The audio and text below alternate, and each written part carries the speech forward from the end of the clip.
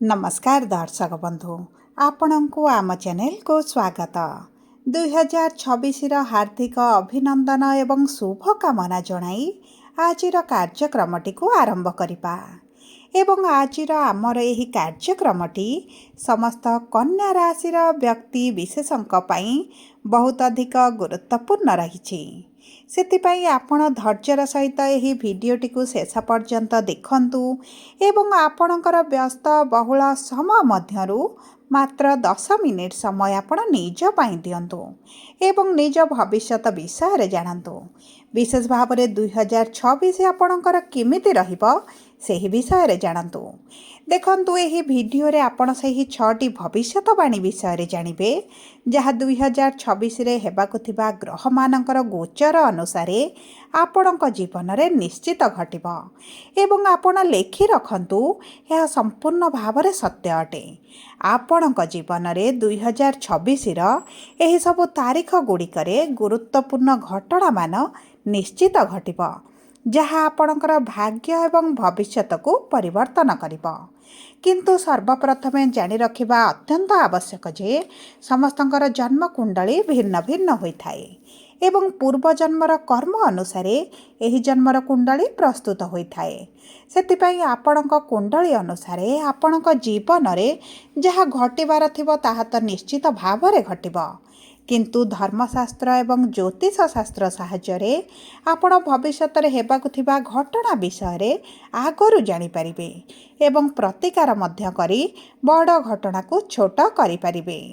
ତା ସହିତ ଦେଖନ୍ତୁ ଗ୍ରହମାନଙ୍କର ଗୋଚର ଯାହା ସମସ୍ତ ବ୍ରହ୍ମାଣ୍ଡର ଗୋଚର କରୁଛନ୍ତି ସେମାନେ ଆମ ସମସ୍ତଙ୍କ ଜୀବନରେ ବଡ଼ ପ୍ରଭାବ ପକାଇଥାନ୍ତି। କିଛି ଗ୍ରହମାନଙ୍କର ଗୋଚର ରାଶି ପରିବର୍ତ୍ତନ ଆମମାନଙ୍କୁ ଶୁଭାଶୁଭ ଫଳ ପ୍ରଦାନ କରିଥାନ୍ତି ଏବଂ କିଛି ଗ୍ରହ ଗୋଚର ଆମମାନଙ୍କୁ ଅଶୁଭ ଫଳ ମଧ୍ୟ ପ୍ରଦାନ କରିଥାନ୍ତି। ସେଥିପାଇଁ ଏହି 2026ରେ ଆପଣ ଦେଖିବେ ଆପଣଙ୍କ ଜୀବନରେ ବଡ଼ ପରିବର୍ତ୍ତନ ଆସିବ। କିନ୍ତୁ ପରିବର୍ତ୍ତନ ଖରାପ ନା ଭଲ ଜାଣିବା ପାଇଁ ଆପଣ ଭିଡ଼ିଓଟିକୁ ଶେଷ ପର୍ଯ୍ୟନ୍ତ ଦେଖନ୍ତୁ ଏବଂ ଶେଷ ପର୍ଯ୍ୟନ୍ତ ଦେଖିଲେ ଆପଣ ନିଶ୍ଚିତ ଭାବରେ ଜାଣିପାରିବେ କ'ଣ ରହିଛି ଏହି 6ଟି ଭବିଷ୍ୟତବାଣୀ ଯାହା 2026ରେ ଆପଣଙ୍କ ଜୀବନରେ ନିଶ୍ଚିତ ଭାବରେ ହେବାକୁ ଯାଉଛି। କିନ୍ତୁ ଭିଡ଼ିଓଟି ଆରମ୍ଭ କରିବା ପୂର୍ବରୁ ଯଦି ଆପଣଙ୍କର ବି କନ୍ୟା ରାଶି ହୋଇଥାଏ ଏବଂ ଆପଣ ବି ଈଶ୍ୱରଙ୍କୁ ଆନ୍ତରିକ ଭକ୍ତି ଏବଂ ବିଶ୍ୱାସ କରନ୍ତି ତେବେ ଭିଡ଼ିଓଟିକୁ ଲାଇକ୍ କରନ୍ତୁ। କମେଣ୍ଟ ବକ୍ସରେ ଜୟ ଜଗନ୍ନାଥ ଜୟ ମା ଲକ୍ଷ୍ମୀ ଅବଶ୍ୟ ଲେଖିଦିଅନ୍ତୁ। ତା ସହିତ ଆମ ସହ ଯୋଗାଯୋଗ କରିବା ପାଇଁ ଭିଡ଼ିଓର ମଧ୍ୟ ଭାଗରେ ଏକ ହ୍ୱାଟ୍ସଆପ୍ ନମ୍ବରଟିଏ ଦିଆଯାଇଛି ଯେଉଁ ନମ୍ବର ସାହାଯ୍ୟରେ ଆପଣ ଆମ ସହ ଯୋଗାଯୋଗ କରି ନିଜର ନୂତନ କୁଣ୍ଡଳୀ ପ୍ରସ୍ତୁତ କରିପାରିବେ, କୁଣ୍ଡଳୀ ବିଶ୍ଳେଷଣ କରାଇପାରିବେ କିମ୍ବା ଆପଣଙ୍କର ଚାକିରି, ବିବାହ, ବ୍ୟବସାୟ, ପ୍ରେମ ସମ୍ପର୍କ, ଶିକ୍ଷା, ସ୍ୱାସ୍ଥ୍ୟକୁ ନେଇ କିଛି ସମସ୍ୟା ରହିଛି ତାହାର ସହଜରେ ଏବଂ ସ୍ୱଳ୍ପ ମୂଲ୍ୟରେ ସମାଧାନ କରିପାରିବେ। ସେଥିପାଇଁ ଆପଣ ଆମ ସହ ଭିଡ଼ିଓର ଶେଷ ପର୍ଯ୍ୟନ୍ତ ଯୋଡ଼ି ହୋଇ ରୁହନ୍ତୁ ଏବଂ ହ୍ୱାଟ୍ସଆପ୍ ନମ୍ବର ମାଧ୍ୟମରେ ଆମ ସହ ଯୋଗାଯୋଗ କରନ୍ତୁ। ଏବେ ଆସନ୍ତୁ କାର୍ଯ୍ୟକ୍ରମଟିକୁ ଆଗକୁ ବଢ଼ାଇବା ଏବଂ ସେହି 6ଟି ଭବିଷ୍ୟତବାଣୀ ବିଷୟରେ ଜାଣିବା ଯାହା 2026ରେ ଆପଣଙ୍କ ଜୀବନରେ ନିଶ୍ଚିତ ଘଟିବ। କିନ୍ତୁ ଆପଣ ଧ୍ୟାନ ଦେଇ ଦେଖିବାର ଅଛି, ବୁଝିବାର ଅଛି ଯେ କେଉଁ କ୍ଷେତ୍ରରେ ଏହି ପରିବର୍ତ୍ତନ ଗୁଡ଼ିକ ଆପଣଙ୍କର ଘଟିବ। ଆପଣଙ୍କର ଶିକ୍ଷାରେ ନା କ୍ୟାରିୟରରେ ନା ପ୍ରେମ ସମ୍ପର୍କରେ ନା ବୈବାହିକ ଜୀବନରେ ନା ଆପଣଙ୍କର ସ୍ୱାସ୍ଥ୍ୟରେ। ସେଥିପାଇଁ ଆପଣ ଟିକେ ଧ୍ୟାନରେ ଦେଖନ୍ତୁ ଏବଂ ବୁଝନ୍ତୁ। ଏବେ ଆସନ୍ତୁ ସର୍ବପ୍ରଥମେ ଜାଣିବା ଆପଣଙ୍କ ରାଶିରେ ନବବର୍ଷ ପ୍ରାରମ୍ଭରୁ ନବଗ୍ରହଙ୍କର ସ୍ଥିତିଟି କିଭଳି ରହିବ। ଦେଖନ୍ତୁ ଆପଣଙ୍କର ତୃତୀୟ ଗୃହରେ ବୁଧ, ଚତୁର୍ଥ ଗୃହରେ ମଙ୍ଗଳ, ଶୁକ୍ର ଏବଂ ସୂର୍ଯ୍ୟ, ଷଷ୍ଠ ଗୃହରେ ରାହୁ, ସପ୍ତମ ଗୃହରେ ଶନି, ଦଶମ ଗୃହରେ ଦେବଗୁରୁ ବୃହସ୍ପତି ଏବଂ ଦ୍ୱାଦଶ ଗୃହରେ କେତୁ ବିରାଜମାନ କରିଛନ୍ତି ଯାହାଫଳରେ ସେହି ଗୃହ ଗୁଡ଼ିକରେ ସେମାନଙ୍କର ପ୍ରଭାବ ଅଧିକ ରହିବ। ତେବେ ସର୍ବପ୍ରଥମ ଭବିଷ୍ୟତବାଣୀ ବିଷୟରେ ଆସନ୍ତୁ ଆଲୋଚନା କରିବା। ଦେଖନ୍ତୁ ଗୁରୁ ଆପଣଙ୍କର ଦଶମ ଗୃହରେ ଜୁନ 2 ତାରିଖ ପର୍ଯ୍ୟନ୍ତ ରହିବେ ଏବଂ ଚତୁର୍ଥ ଏବଂ ସପ୍ତମ ଗୃହର ସ୍ୱାମୀ ହୋଇ ଦଶମ ଗୃହରେ ବିରାଜମାନ କରିବେ। ମାନେ ଆପଣ ଯଦି କିଛି ଘର, ଗାଡ଼ି, ଜାଗା କିମ୍ବା କିଛି ବଡ଼ ଜିନିଷ କ୍ରୟ କରିବାକୁ ଚାହୁଁଥିଲେ ତେବେ ଜୁନ୍ ପୂର୍ବରୁ ଆପଣଙ୍କ ପାଇଁ ଅତି ଉତ୍ତମ ସମୟ ରହିଛି। ପ୍ରପର୍ଟି ସମ୍ବନ୍ଧିତ ଯଦି କିଛି କାର୍ଯ୍ୟ ଆପଣଙ୍କର ଅଛି କିମ୍ବା କିଛି ଡିଲ୍ କରିବାର ଅଛି କିମ୍ବା କିଛି କିଣିବାର ଅଛି ବିକ୍ରି କରିବାର ଅଛି, ତେବେ ଆପଣଙ୍କ ପାଇଁ ଜୁନ୍ ମାସ ପୂର୍ବରୁ ବହୁତ ଅଧିକ ଶୁଭ ସମୟ ରହିବ। କାରଣ ଗୁରୁଙ୍କର ସପ୍ତମ ଦୃଷ୍ଟି ଆପଣଙ୍କର ଚତୁର୍ଥ ଗୃହ ଉପରେ ରହିବ। ଏବଂ ଆପଣ ଯଦି କିଛି ଗୃହ ପ୍ରବେଶ କରିବାକୁ ଚାହୁଁଥିଲେ, ଘର କରିବାକୁ ଚାହୁଁଥିଲେ କିମ୍ବା ଘର ରିନୋଭେସନ୍ କରିବାକୁ ଚାହୁଁଥିଲେ, ଘର ଚେଞ୍ଜ କରିବା ପାଇଁ ଚାହୁଁଥିଲେ, ତେବେ ମଧ୍ୟ ଆପଣଙ୍କ ପାଇଁ ଭଲ ସମୟ ରହିଛି। କାରଣ ଚତୁର୍ଥ ଗୃହର ସ୍ୱାମୀ ହୋଇ ଚତୁର୍ଥ ଗୃହକୁ ଗୁରୁଙ୍କର ଦୃଷ୍ଟି ରହୁଛି ଏବଂ ଆପଣଙ୍କ ସୁଖ ସୁବିଧାର ଗୃହ ହେଉଛି ଚତୁର୍ଥ ଗୃହ, ଯେଉଁ କାରଣରୁ ଆପଣଙ୍କର ସୁଖ ସୁବିଧା ଭୋଗ ବିଳାସରେ ବୃଦ୍ଧି ଘଟିବ। ଦେଖନ୍ତୁ, ଜୁନ୍ ମାସ ପୂର୍ବରୁ ଆପଣଙ୍କର ସୁଖ ସୁବିଧାର ବୃଦ୍ଧି ଘଟିବା ସହିତ ଆପଣଙ୍କ ପରିବାର ପାଇଁ ମଧ୍ୟ ଆପଣ କିଛି ବଡ଼ ଜିନିଷ କ୍ରୟ କରିପାରନ୍ତି। ପରିବାର ଲୋକଙ୍କ ଖୁସି ପାଇଁ ଆପଣ ମଧ୍ୟ କିଛି ନୂତନ କାର୍ଯ୍ୟ ମଧ୍ୟ କରିପାରନ୍ତି। ତା ସହିତ ପୈତୃକ ସମ୍ପତ୍ତିକୁ ନେଇ ଯଦି ଆପଣଙ୍କର କିଛି ସମସ୍ୟା ରହିଥିଲା, ତାହା ମଧ୍ୟ ଆପଣଙ୍କର ସମାଧାନ ହୋଇପାରେ ଏବଂ ଆପଣଙ୍କ ମାଆଙ୍କ ସ୍ୱାସ୍ଥ୍ୟରେ ମଧ୍ୟ ଆପଣ ଗୋଟେ ଶୁଭ ପରିବର୍ତ୍ତନ ଦେଖିବେ। ମାଆଙ୍କୁ ନେଇ ଯଦି ଚିନ୍ତିତ ରହିଥିଲେ, ତାହା ମଧ୍ୟ ଆପଣଙ୍କର ଦୂର ହୋଇଯିବ। ଏବେ ଆସନ୍ତୁ ଜାଣିବା କ'ଣ ରହିଛି ଆପଣଙ୍କର ଦ୍ୱିତୀୟ ଭବିଷ୍ୟତବାଣୀ। ଦେଖନ୍ତୁ, ରାହୁ ଏବଂ କେତୁ ସମ୍ପୂର୍ଣ୍ଣ ବର୍ଷଟି ଆପଣଙ୍କର ଷଷ୍ଠ ଏବଂ ଦ୍ୱାଦଶ ଗୃହରେ ରହିବେ, ମାନେ ଡିସେମ୍ବର 5 ତାରିଖ ପର୍ଯ୍ୟନ୍ତ ରହିବେ। ଏହାର ଅର୍ଥ ହେଉଛି ସମ୍ପୂର୍ଣ୍ଣ ବର୍ଷଟି ଆପଣଙ୍କର ଷଷ୍ଠ ଏବଂ ଦ୍ୱାଦଶ ଗୃହକୁ ପ୍ରଭାବିତ କରିବେ।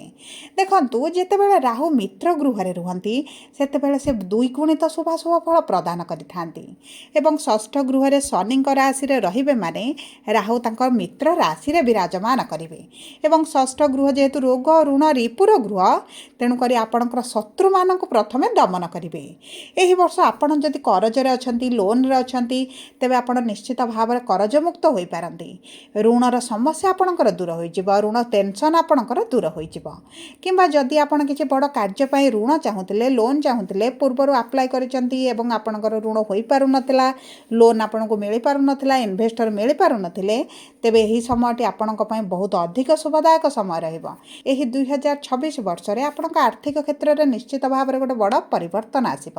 ତା ସହିତ ଦେଖନ୍ତୁ, କେତୁ ଯେହେତୁ ଦ୍ୱାଦଶ ଗୃହରେ ରହିବେ, ଆପଣ କିଛି ତୀର୍ଥଯାତ୍ରା ମଧ୍ୟ କରିପାରନ୍ତି, ଦୂରଯାତ୍ରା କରିପାରନ୍ତି। ତା ସହିତ ଯଦି ଆପଣ ବିଦେଶ ଯିବାକୁ ଚାହୁଁଥିଲେ, ତେବେ ଆପଣଙ୍କ ପାଇଁ ତ ବହୁତ ଅଧିକ ଶୁଭ ସମୟ ରହିଛି। ଆପଣ ବିଦେଶ ଯାତ୍ରା କରିପାରନ୍ତି, ଆପଣଙ୍କ ଶିକ୍ଷା ପାଇଁ ହେଉ, କ୍ୟାରିୟର ପାଇଁ ହେଉ, କିମ୍ବା ଆପଣଙ୍କର ବିଜନେସ୍ ହେଉ, ବ୍ୟବସାୟ ହେଉ, କିମ୍ବା ଆପଣଙ୍କର ଚାକିରି ପାଇଁ ମଧ୍ୟ ଆପଣ ଯାଇପାରନ୍ତି। କିମ୍ବା ଆପଣ ଯଦି ଜନ୍ମସ୍ଥାନ ଠାରୁ ଦୂରରେ ରହି କିଛି କାର୍ଯ୍ୟ କରିବା ପାଇଁ ଚାହୁଁଥିଲେ, ପଢ଼ିବା ପାଇଁ ମଧ୍ୟ ଚାହୁଁଥିଲେ, ତେବେ 2026 ବର୍ଷଟି ଅତି ଉତ୍ତମ ସମୟ ଆପଣଙ୍କ ପାଇଁ ରହିବ।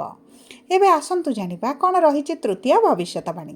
ଦେଖନ୍ତୁ, ଏହି ଭବିଷ୍ୟତବାଣୀ ଆପଣଙ୍କ ପରିବାରକୁ ନେଇ ରହିଛି, ମାନେ ଜୁନ୍ ମାସ 2 ତାରିଖ ପରଠାରୁ ଆପଣଙ୍କ ସନ୍ତାନ ପ୍ରାପ୍ତି ପାଇଁ ଅତି ଉତ୍ତମ ସମୟ ରହିବ। କାରଣ ଗୁରୁଙ୍କର ଉଚ୍ଚ ଦୃଷ୍ଟି, ସପ୍ତମ ଦୃଷ୍ଟି ଆପଣଙ୍କର ସନ୍ତାନର ଗୃହ ଉପରକୁ ରହିବ। ଏହାର ମାନେ ହେଉଛି, ସନ୍ତାନ ପ୍ରାପ୍ତି ପାଇଁ ଯଦି ଆପଣ ଚେଷ୍ଟା କରୁଛନ୍ତି, ପୂର୍ବରୁ ବିଫଳତା ଦେଖୁଥିଲେ, ସମସ୍ୟା ଦେଖୁଥିଲେ, ତେବେ ଆପଣଙ୍କ ପାଇଁ ବହୁତ ଅଧିକ ଶୁଭ ସମୟ ରହିଛି। ଦେଖନ୍ତୁ, ଦୀର୍ଘ 12 ବର୍ଷ ପରେ ଗୁରୁ, ଯିଏ ଆପଣଙ୍କର ସନ୍ତାନର କାରକ ଗ୍ରହ ଅଟନ୍ତି, ସନ୍ତାନର ଭାବକୁ ଉଚ୍ଚ ଦୃଷ୍ଟି ପ୍ରଦାନ କରୁଛନ୍ତି, ମାନେ ସନ୍ତାନ ପ୍ରାପ୍ତି ଆପଣଙ୍କର ନିଶ୍ଚିତ ଭାବରେ ହୋଇଯିବ ଏବଂ ଜୁନ୍ 2 ତାରିଖ ପରଠାରୁ ସନ୍ତାନ ପ୍ରାପ୍ତି ପାଇଁ ବହୁତ ଅଧିକ ଶୁଭ ସମୟ ରହୁଛି। ଆପଣ ଚେଷ୍ଟା ଜାରି ରଖନ୍ତୁ, ଆପଣଙ୍କୁ ନିଶ୍ଚିତ ଭାବରେ ସନ୍ତାନ ସୁଖ ପ୍ରାପ୍ତି ହୋଇଯିବ। ତାହା ସହିତ ଯଦି ଆପଣଙ୍କର ପୂର୍ବରୁ ସନ୍ତାନ ରହିଛି, ତେବେ ଆପଣଙ୍କୁ ସନ୍ତାନଙ୍କ ତରଫରୁ କିଛି ନା କିଛି ଶୁଭ ଖବର, ଖୁସି ଖବର ଆପଣ ପ୍ରାପ୍ତ କରିବେ। ଏବେ ଆସନ୍ତୁ ଜାଣିବା କ'ଣ ରହିଛି ଚତୁର୍ଥ ଭବିଷ୍ୟତବାଣୀ। ଦେଖନ୍ତୁ, ଏହି ଭବିଷ୍ୟତବାଣୀ ଆପଣଙ୍କ ପ୍ରେମ ସମ୍ପର୍କ ପାଇଁ ରହିଛି।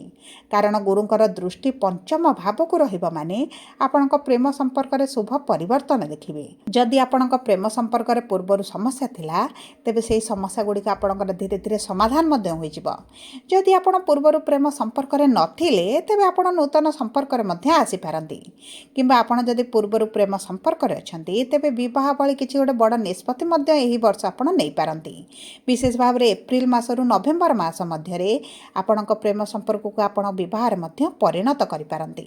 କିନ୍ତୁ ମନେ ରଖନ୍ତୁ, ଆପଣଙ୍କ ବାଣୀକୁ ଆପଣଙ୍କୁ ନିୟନ୍ତ୍ରଣରେ ରଖିବାକୁ ପଡ଼ିବ ଏବଂ ଆପଣଙ୍କର ଧୈର୍ଯ୍ୟ ଶକ୍ତିକୁ ଆପଣଙ୍କୁ ବଢ଼ାଇବାକୁ ପଡ଼ିବ। ତା ସହିତ ଯଦି ଆପଣ ଏକା ସାଥିରେ ଏକାଧିକ ସମ୍ପର୍କରେ ରହିଛନ୍ତି, ତେବେ ଆପଣଙ୍କୁ ଟିକେ ସତର୍କ ରହିବାକୁ ପଡ଼ିବ, ସାବଧାନ ରହିବାକୁ ପଡ଼ିବ। ନଚେତ୍ ଯେହେତୁ 2026 ସୂର୍ଯ୍ୟଙ୍କର ବର୍ଷ ଏବଂ ଗୁରୁଙ୍କର ଦୃଷ୍ଟି ଆପଣଙ୍କର ପ୍ରେମ ସମ୍ପର୍କରେ ରହୁଛି, ଆପଣ ଏକ୍ସପୋଜ୍ ହେବାର ମଧ୍ୟ ବହୁତ ଅଧିକ ସମ୍ଭାବନାଟି ଦେଖାଯାଉଛି। ସେଥିପ୍ରତି ଆପଣଙ୍କୁ ବହୁତ ଅଧିକ ଦୃଷ୍ଟି ଦେବା ପାଇଁ ପଡ଼ିବ। ଏବେ ଆସନ୍ତୁ ଜାଣିବା କ'ଣ ରହିଛି ପଞ୍ଚମ ଭବିଷ୍ୟତବାଣୀ। ଦେଖନ୍ତୁ, ଏହି ଭବିଷ୍ୟତବାଣୀ ଆପଣଙ୍କ କ୍ୟାରିୟର ପାଇଁ ରହିଛି। ଦେଖନ୍ତୁ, ବୁଧ ହେଉଛନ୍ତି ଆପଣଙ୍କ ଦଶମ ଗୃହର ସ୍ୱାମୀ ଏବଂ ଶନି ଆପଣଙ୍କ ସପ୍ତମ ଗୃହରେ ରହି ପ୍ରଥମ ଗୃହକୁ ଦୃଷ୍ଟି ଦେଉଛନ୍ତି ଏବଂ ଗୁରୁ ଆପଣଙ୍କର ଦଶମ ଗୃହରେ ଜୁନ୍ ମାସ 2 ତାରିଖ ପର୍ଯ୍ୟନ୍ତ ବିରାଜମାନ ହେବେ। ଏହାର ଅର୍ଥ ହେଉଛି ଆପଣଙ୍କର ଜ୍ଞାନ ବୃଦ୍ଧି ପାଇବ, ଆପଣ ବୁଦ୍ଧିମାନ ହୋଇଯିବେ ଏବଂ ଆପଣ ସ୍ମାର୍ଟ ଉପାୟରେ ଆପଣଙ୍କର କାର୍ଯ୍ୟଗୁଡ଼ିକୁ କରିବା ଆରମ୍ଭ କରିବେ। ଆପଣଙ୍କୁ କିଛି ବଡ଼ ପୋଷ୍ଟ ମିଳିପାରେ, ଆପଣଙ୍କର ଡ୍ରିମ୍ ଜବ୍ ମିଳିପାରେ କିମ୍ବା ଆପଣଙ୍କର କିଛି ନା କିଛି ପ୍ରମୋସନ୍ ହେଲା ଭଳି, ଗ୍ରୋଥ୍ ହେଲା ଭଳି ପରିସ୍ଥିତି ମଧ୍ୟ ଆପଣଙ୍କର ଆସିପାରେ। କିନ୍ତୁ ମନେ ରଖନ୍ତୁ, ଆପଣଙ୍କର ଦାୟିତ୍ୱ ଅଧିକ ରହିବ, ଦାୟିତ୍ୱ ଆପଣଙ୍କର ବଢ଼ିଯିବାର ମଧ୍ୟ ବହୁତ ଅଧିକ ସମ୍ଭାବନାଟି ଦେଖାଯାଉଛି। ଦେଖନ୍ତୁ, ଗୁରୁ ଯେତେବେଳେ ଆପଣଙ୍କର ଏକାଦଶ ଗୃହକୁ ଗୋଚର କରିବେ, ମାନେ ଜୁନ୍ ମାସ 2 ତାରିଖ ପରଠାରୁ ଆପଣଙ୍କର ଆର୍ଥିକ ସ୍ଥିତିରେ ବଡ଼ ପରିବର୍ତ୍ତନ ଆସିବ। ଆପଣଙ୍କର ରୋଜଗାର ବଢ଼ିଯିବ, ଇନକମ୍ ବଢ଼ିଯିବ, ପ୍ରଫିଟ୍ ବଢ଼ିଯିବ। ଯଦି ଆପଣ ଦୈନନ୍ଦିନ ରୋଜଗାର କରୁଛନ୍ତି, ଇନକମ୍ କରୁଛନ୍ତି, ସେଥିରେ ମଧ୍ୟ ବୃଦ୍ଧି ଆସିବ ଏବଂ ଆପଣଙ୍କ କ୍ୟାରିୟର ପାଇଁ ବହୁତ ଅଧିକ ଭଲ ସମୟ ରହିଛି। ବିଶେଷ ଭାବରେ ଏହି ଜୁନ୍ ମାସ ପରଠାରୁ ମାନେ 2026ର ଦ୍ୱିତୀୟ ଅର୍ଦ୍ଧଟି ଆପଣଙ୍କ କ୍ୟାରିୟରରେ ବଡ଼ ପରିବର୍ତ୍ତନ ଆଣିବ, ଆପଣଙ୍କୁ ଉଚ୍ଚ ସଫଳତା ମଧ୍ୟ ପ୍ରଦାନ କରିବ। ଏବେ ଆସନ୍ତୁ ଜାଣିବା କ'ଣ ରହିଛି ଷଷ୍ଠ ବା ଅନ୍ତିମ ଭବିଷ୍ୟତବାଣୀ। ଦେଖନ୍ତୁ, ଏହି ଭବିଷ୍ୟତବାଣୀ ଆପଣଙ୍କ ଶିକ୍ଷାକୁ ନେଇ ରହିଛି, କାରଣ ଏହି 2026ରେ କୌଣସି ପାପଗ୍ରହଙ୍କର ଦୃଷ୍ଟି ଆପଣଙ୍କର ପଞ୍ଚମ ଭାବ ଉପରେ ରହିନାହିଁ ଏବଂ ତାହା ସହିତ ଆପଣଙ୍କର ଶିକ୍ଷାର ଗୃହର ସ୍ୱାମୀ ଶନି ମଧ୍ୟ ଆପଣଙ୍କ ସପ୍ତମ ଗୃହରେ କେନ୍ଦ୍ରରେ ବିରାଜମାନ କରିଛନ୍ତି। ତେଣୁକରି ଶିକ୍ଷା କ୍ଷେତ୍ରରେ ଆପଣ ଶୁଭ ପରିବର୍ତ୍ତନ ଦେଖିବେ ଏବଂ ତା ସହିତ ଆପଣଙ୍କର ପ୍ରଥମ 3 ମାସ ମାନେ ଏପ୍ରିଲ ମାସ ପର୍ଯ୍ୟନ୍ତ ଆପଣ ଟିକେ ଦ୍ୱନ୍ଦ୍ୱରେ ରହିବେ, କନଫ୍ୟୁଜନରେ ରହିବେ, ଶିକ୍ଷାକୁ ନେଇ ଆପଣଙ୍କର କିଛି ସଠିକ୍ ନିଷ୍ପତ୍ତି ନେଇପାରିବେନି। କିନ୍ତୁ ଆପଣଙ୍କର ଏପ୍ରିଲ ମାସ ପରେ ଆପଣଙ୍କ ଶିକ୍ଷା କ୍ଷେତ୍ରରେ ବଡ଼ ପରିବର୍ତ୍ତନ ଆସିବ। ଜୁନ୍ ପରେ ଆପଣ ଯଦି ଶିକ୍ଷା କ୍ଷେତ୍ରରେ କିଛି ଏକ୍ଜାମ୍ ଦିଅନ୍ତି, ଇଣ୍ଟରଭ୍ୟୁ ଦିଅନ୍ତି, ଏଣ୍ଟ୍ରାନ୍ସ ଦିଅନ୍ତି, ତେବେ ବହୁତ ଅଧିକ ଶୁଭ ଫଳ ପ୍ରାପ୍ତି କରିବେ। ବିଶେଷ ଭାବରେ ଆପଣ ଯଦି ସରକାରୀ ଚାକିରି ପାଇଁ ଚେଷ୍ଟା କରୁଛନ୍ତି, ତେବେ ସରକାରୀ ଚାକିରି ହେବାର ବହୁତ ଅଧିକ ସମ୍ଭାବନାଟି ବଢ଼ିଯାଉଛି ଏବଂ ଯଦି ଆପଣଙ୍କର ଅକ୍ଟୋବର ପରେ କିଛି ସରକାରୀ ଏକ୍ଜାମ୍ ରହିବ, କିଛି ସରକାରୀ ଚାକିରି ପାଇଁ ପରୀକ୍ଷା ରହିବ, ତେବେ ନିଶ୍ଚିତ ଭାବରେ ମନେ ରଖନ୍ତୁ, ସରକାରୀ ଚାକିରି ପାଇଁ 2026 ସବୁଠାରୁ ଅତି ଉତ୍ତମ ସମୟ ଆପଣମାନଙ୍କ ପାଇଁ ରହିବ। ସବୁ ପରେ ଆପଣଙ୍କର ଅଶୁଭତ୍ୱକୁ ଦୂର କରି ଶୁଭାଶୁଭ ଫଳ ବୃଦ୍ଧି ପାଇଁ ଆପଣ ବୁଧଙ୍କର ବୀଜ ମନ୍ତ୍ର ପ୍ରତିଦିନ 108 ଥର ପାଠ କରନ୍ତୁ, ହନୁମାନ ଚାଳିସା ପାଠ କରନ୍ତୁ। ସୂର୍ଯ୍ୟଙ୍କର ବର୍ଷ 2026 ହୋଇଥିବାରୁ ସୂର୍ଯ୍ୟଙ୍କୁ ପ୍ରତିଦିନ ପ୍ରାତଃ ସମୟରେ ଜଳ ଅର୍ପଣ କରନ୍ତୁ ଏବଂ ପ୍ରତିଦିନ ଓଁ ନମଃ ଶିବାୟ ମନ୍ତ୍ର 108 ଥର ପାଠ କରନ୍ତୁ। ଆପଣଙ୍କ ଭାଗ୍ୟରେ ବଡ଼ ପରିବର୍ତ୍ତନ ଆସିବ। ଯଦି ଆପଣଙ୍କର କନ୍ୟା ରାଶି ହୋଇଥାଏ, ଭିଡ଼ିଓଟି କିଭଳି ଲାଗିଲା କମେଣ୍ଟ ବକ୍ସରେ ଲେଖି ଜଣାନ୍ତୁ। ଯଦି ପ୍ରଥମ ଥର ଆମ ଚ୍ୟାନେଲକୁ ଆସିଛନ୍ତି, ଚ୍ୟାନେଲଟିକୁ ସବସ୍କ୍ରାଇବ୍ କରନ୍ତୁ, ପାଖରେ ଥିବା ବେଲ୍ ଆଇକନ୍କୁ ପ୍ରେସ୍